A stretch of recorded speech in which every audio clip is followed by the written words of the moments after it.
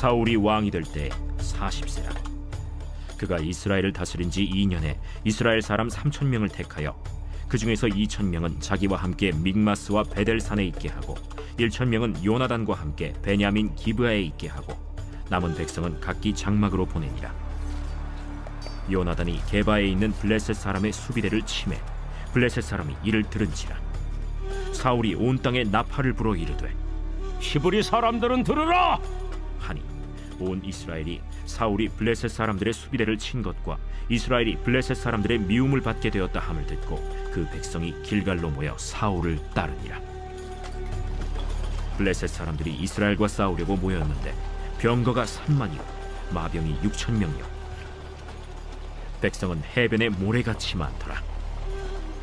그들이 올라와 베다웬 동쪽 믹마스에 진침해 이스라엘 사람들이 위급함을 보고 절박하여 굴과 수풀과 바위 틈과 은밀한 곳과 웅덩이에 숨으며 어떤 히브리 사람들은 요단을 건너 갓과 길르앗 땅으로 가되 사울은 아직 길갈에 있고 그를 따른 모든 백성은 떨더라. 사울은 사무엘이 정한 기한대로 이레 동안을 기다렸으나 사무엘이 길갈로 오지 아니하매 백성이 사울에게서 흩어지는지라. 사울이 이르되 번제와 화목 제물을 이리로 가져오라 하여 번제를 드렸더니 번제 드리기를 마치자 사무엘이 온지라. 사울이 나가 맞으며 문안하매 사무엘이 이르되 왕이 행하신 것이 무엇이냐? 백성은 내게서 흩어지고 당신은 정한 나라 안에 오지 아니하고 블레셋 사람은 믹마스에 모였음을 내가 보았으므로 이에 내가 이르기를 블레셋 사람들이 나를 치러 길갈로 내려오겠거늘 내가 여호와께 은혜를 간구하지 못하였다 하고 부득이하여 번제를 드렸나이다. 할렐루야! 오늘도 가정 예배를 함께 드리는 우리 믿음의 성도님들을 주님의 이름으로 환영하고 또 축복합니다. 오늘 함께 예배를 드릴 때 우리 가운데 함께 하시는 하나님의 크신 은혜가 우리 믿음의 성도님들 가정마다 함께 하기를 간절히 소망합니다. 여러분, 이 세상에 완벽한 사람이 있을까요? 장담하건대 세상에 100% 완벽한 사람은 없습니다. 사람은 누구나 강점이 있으면 약점이 있고 잘하는 것이 있으면 못하는 것이 있기 마련입니다. 때문에 혹 내가 세상에서 최고다라고 생각하는 사람이 있다면 반대로 자신의 연약함을 발견하지 못하는 사람이라는 것입니다. 100% 완벽하지 못하다 보니 사람은 누구나 인생을 살아가다가 절망적인 상황을 마주하게 될 때가 있습니다. 오늘 성경 속 이스라엘의 초대 왕이었던 사울도 마찬가지입니다.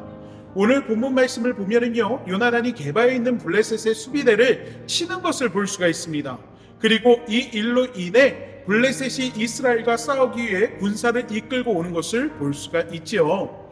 문제는 그 군사의 수가 이스라엘로서는 감당할 수 없는 인원이라는 것입니다. 병거가 3만, 마병이 6천, 백성은 해변에 모래와 같이 많았고 이로 인해 이스라엘 사람들이 굴과 수풀과 바위 틈과 은밀한 곳으로 숨어 떨고 있는 것을 볼 수가 있습니다.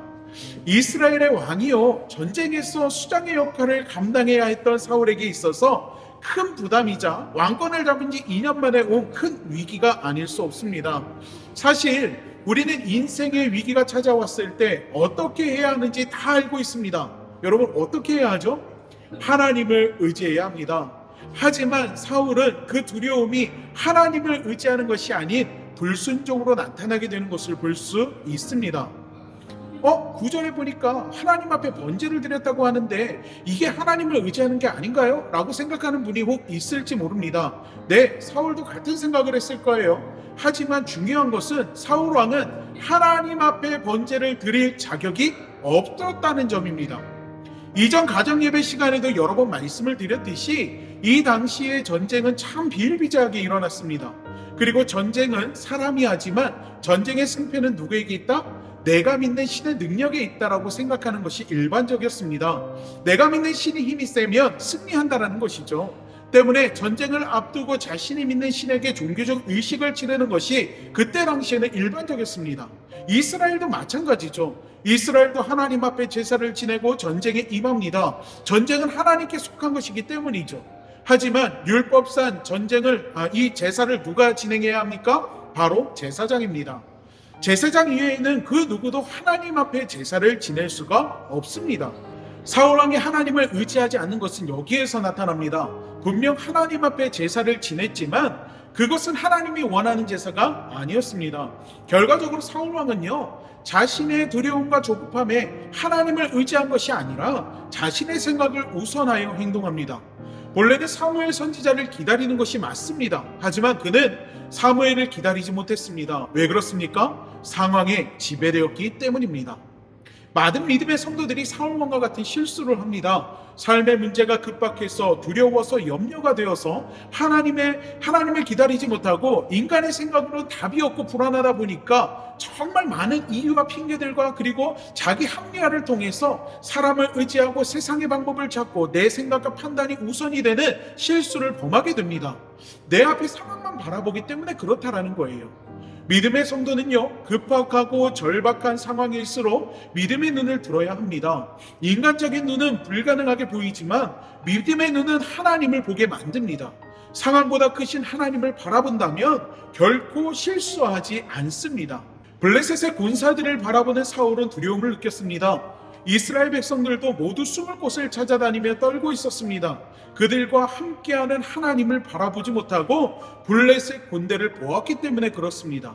하나님은요, 기드온의 300용사로 미디안과의 전쟁을 승리하게 하셨고 또 이스라엘을 애굽에서 건져내셨을 뿐만 아니라 난공불락의 여리고성을 무너뜨리신 분입니다. 다시 말해 하나님은 인간의 생각과 눈으로 불가능한 일을 당신이 사랑하시는 이스라엘 백성들을 위해서라면 가능케 만드시는 분이라는 것입니다. 때문에 우리가 위기를 만났을 때, 두려움과 절망에 빠졌을 때, 내 마음이 다급하게 하는 상황을 마주하게 되었을 때 하나님께 나아가 기도하고 하나님을 의지해야 될 줄로 믿습니다. 하나님은 전심으로 당신을 자꾸 의지하는 사람에게 무한한 능력으로 은혜를 베푸시는 분이시기 때문에 우리는 하나님을 바라보고 하나님을 의지해야 합니다. 하지만 하나님의 응답이 꼭 내가 원하는 대로 이루어지는 것은 아닙니다. 또 내가 원하는 시기에 응답되는 것도 아닙니다. 하나님은 하나님의 선하신 계획 속에서 하나님의 때에 맞게 응답하시는 분이심을 우리는 기억해야 합니다. 여러분, 요셉을 알고 계시죠? 요셉을 보세요. 요셉이 형들에게 팔려갈 때도, 누명을 쓰고 감옥에 갔을 때도, 또 꿈을 해몽했음에도 술 맡은 관원장이 그를 잊어버렸을 때도 하나님은 잠잠히 계시는 것처럼 보입니다. 하지만 우리 눈에 보이지 않을 뿐 위기의 순간마다 하나님은 요셉과 함께 하심으로 그를 지키셨고 그의 삶을 형통하게 만들어 주십니다. 그리고 하나님의 때가 되었을 때 그를 총리로 삼아주사 그 꿈을 이루시는 것을 볼 수가 있습니다. 우리도 마찬가지입니다. 문제가 있고 어려움이 있고 절박한 상황에 놓인다 할지라도 요셉과 같이 잠잠히 하나님만 바라보고 믿음을 지켜야 할 줄 믿습니다. 인내하며 잠잠히 기다릴 때 하나님은 하나님의 방법으로 역사하심을 기억하시기 바랍니다. 많은 믿음의 사람들이 조급함 속에서 실수를 합니다. 조금만 더 참고 인내하면 되는데 그 순간을 못 이깁니다. 하나님이 왜 내게 응답하지 않으시지? 하나님이 진정 나와 함께하지 않는 건가? 하나님이 나를 버리신 건가? 수많은 고민이 생기고 수많은 의심이 듭니다. 하지만 하나님이 그 순간 우리에게 바라는 것은 의심이 아닌 믿음입니다. 사랑하는 믿음의 성도 여러분, 누구에게나 위기와 시련은 찾아옵니다. 그 위기 속에서 내 힘과 능력을 100% 자신할 수 없는 것이 사람이고 사람이 가지고 있는 연약함입니다. 하지만 그 연약함 속에서 하나님을 바라보며 의지하면 하나님은 하나님의 뜻과 방법을 통해서 크고 놀라운 일들을 이루어 주십니다. 사울왕은 다급함 속에서 형식적인 제사를 지냈지만 그 속에는 하나님을 전적으로 의지하는 믿음이 부족했습니다. 훗날 골리앗 앞에서도 동일한 모습을 보여주죠. 인간의 눈으로 골리앗만 바라봅니다. 하지만 다윗은 어떻습니까? 하나님을 전적으로 의지함으로 그 골리앗이라는 문제를 이겨냅니다. 다윗의 능력이 놀랍고 완벽해서가 아닙니다. 그가 하나님을 의지했기 때문입니다. 오늘 함께 가정 예배를 드리는 여러분에게도 이러한 믿음이 있기를 원합니다. 세상의 상황에 사람의 소리에 주눅들고 두려움에 떠는 삶은요, 그리스도인의 삶이 아닙니다. 오히려 그 순간 주를 믿는 믿음으로 담대할 수 있는 것이 그리스도인의 삶입니다. 우리 뒤에는 하나님이 계시니까요. 우리와 함께 하시는 하나님을 의지함으로 한 주간도 세상에 끌려다니는 삶이 아니라 오히려 세상을 이끌고 다니는 삶을 살아가는 여러분이 되길 축원합니다. 우리 기도하도록 하겠습니다. 사랑의 하나님, 오늘도 함께 예배를 드리게 하심에 감사를 드립니다. 예배 가운데 하나님 말씀을 나누며 우리의 삶을 돌아보았을 때 우리 삶 속에 있는 사울과 같은 연약함을 발견하게 됩니다.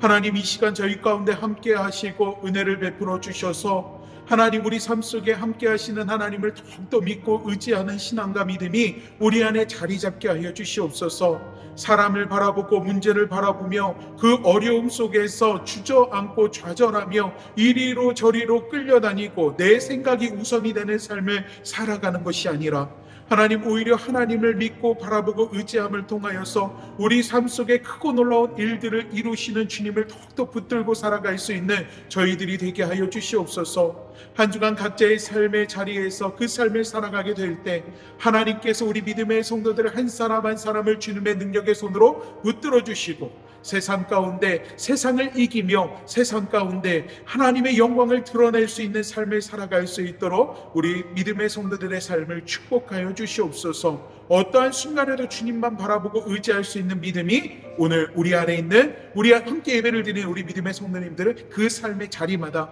그 마음마다 그 삶마다 함께 할 수 있도록 도와주시옵소서. 주님의 크신 은혜와 붙들어 주심을 기대하며 예수님의 이름으로 기도하옵나이다. 아멘.